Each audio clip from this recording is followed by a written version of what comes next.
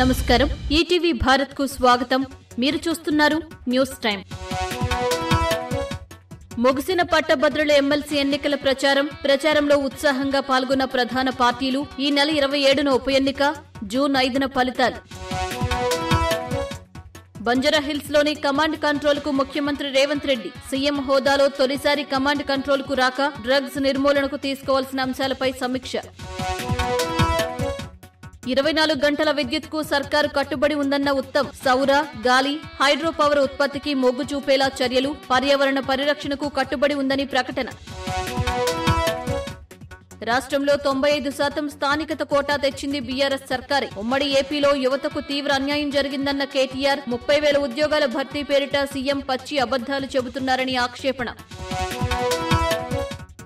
మేడ్చల్ జిల్లాలో రాష్ట్ర వైద్య మండలి ఆకస్మిక తనిఖీలు. 50 మంది నకిలీ వైద్యులపై ఎఫ్ఐఆర్ నమోదు.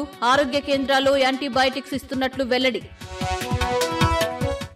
సీసీఎస్ ముందు సాహితీ ఇన్ఫ్రా బాధితుల ఆందోళన. 1,500 కోట్లు కాజేశారని ఆరోపణ. న్యాయం చేయాలని డిమాండ్.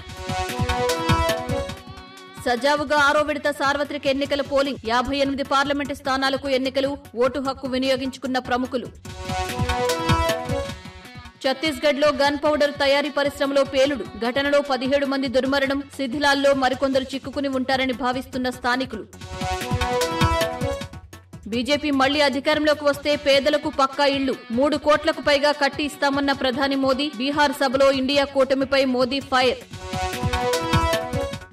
భారత్ విషయాల్లో పాక్ జోక్యం తగదన్న కేజ్రీవాల్. భారత్లో విద్వేష, తీవ్రవాద శక్తులను శాంతి ఓడిస్తుందని వ్యాఖ్య. పాక్ నేత ఫవద్ హుస్సేన్ చౌదరి వ్యాఖ్యలపై స్పందించిన ఢిల్లీ సీఎం.